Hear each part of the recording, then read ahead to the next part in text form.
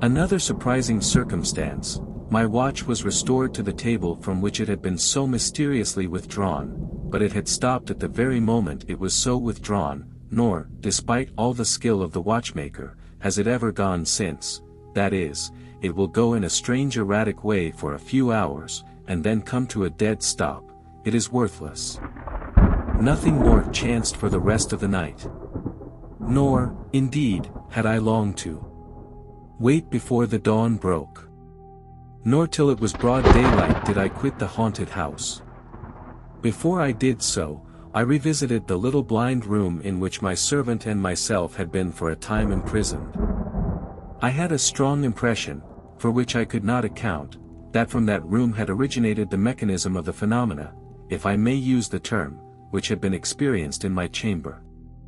And though I entered it now in the clear day, with the sun peering through the filmy window, I still felt, as I stood on its floor, the creep of the horror which I had first there experienced the night before, and which had been so aggravated by what had passed in my own chamber. I could not, indeed, bear to stay more than half a minute within those walls. I descended the stairs, and again I heard the footfall before me, and when I opened the street door, I thought I could distinguish a very low laugh. I gained my own home, expecting to find my runaway servant there. But he had not presented himself, nor did I hear more of him for 3 days, when I received a letter from him, dated from Liverpool, to this effect. Honored as I are, I humbly entreat your pardon, though I can scarcely hope that you will think I deserve it, unless, which heaven forbid, you saw what I did. I feel that it will be years before I can recover myself, and as to being fit for service, it is out of the question. I am therefore going to my brother-in-law at Melbourne. The ship sails tomorrow. Perhaps the long voyage may set me up. I do nothing now but start and tremble, and fancy it is behind me. I humbly beg you, honored sir, to order my clothes, and whatever wages are due to me, to be sent to my mother's, at Walworth. John knows her address. The letter ended with additional apologies, somewhat incoherent, and explanatory details as to effects that had been under the writer's charge. This flight may perhaps warrant a suspicion that the man wished to go to Australia, and had been somehow or other fraudulently mixed up with the events of the night. I say nothing in refutation of that conjecture, rather, I suggest it as one that would seem to many persons the most probable solution of improbable occurrences. My belief in my own theory remained unshaken. I returned in the evening to the house, to bring away in a hack cab the things I had left there, with my poor dog's body. In this task I was not disturbed, nor did any incident worth note befall me, except that still, on ascending and descending the stairs, I heard the same footfall in advance. On leaving the house, I went to Mr. J.S. He was at home. I returned him the keys, told him that my curiosity was sufficiently gratified, and was about to relate quickly what had passed, when he stopped me, and said, though with much politeness, that he had no longer any interest in a mystery which none had ever solved. I determined at least to tell him of the 2 letters I had read, as well as of the extraordinary manner in which they had disappeared, and I then inquired if he thought they had been addressed to the woman who had died in the house, and if there were anything in her early history which could possibly confirm the dark suspicions to which the letters gave rise. Mr. J. seemed startled, and, after musing a few moments, answered, I am but little acquainted with the woman's earlier history, except, as I before told you, that her family were known to mine. But you revive some vague reminiscences to her prejudice. I will make inquiries, and inform you of their result.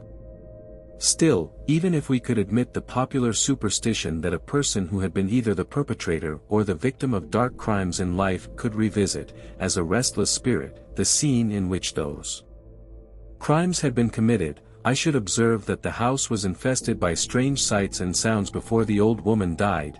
You smile, what would you say? I would say this, that I am convinced, if we could get to the bottom of these mysteries, we should find a living human agency. What? You believe it is all an imposture? For what object? Not an imposture in the ordinary sense of the word.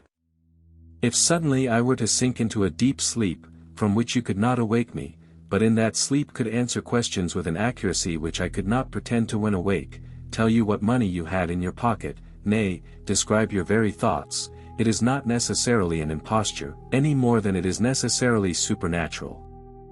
I should be, unconsciously to myself, under a mesmeric influence, conveyed to me from a distance by a human being who had acquired power over me by previous rapport. But if a mesmerizer could so affect another living being, can you suppose that a mesmerizer could also affect inanimate objects, move chairs, open and shut doors?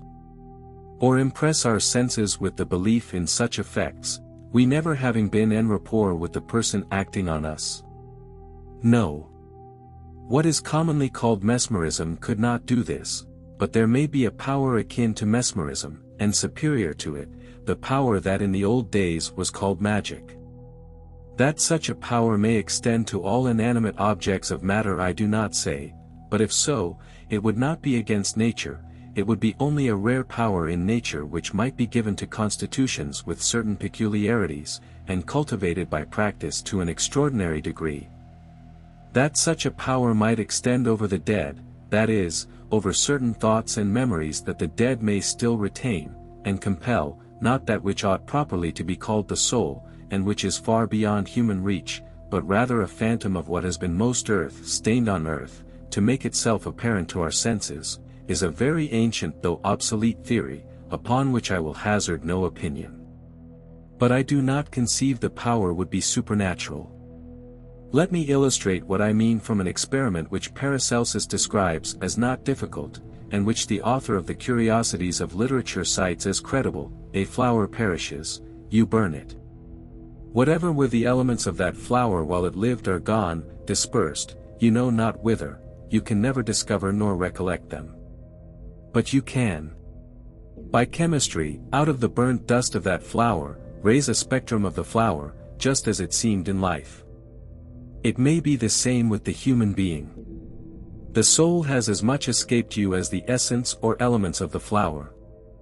Still you may make a spectrum of it.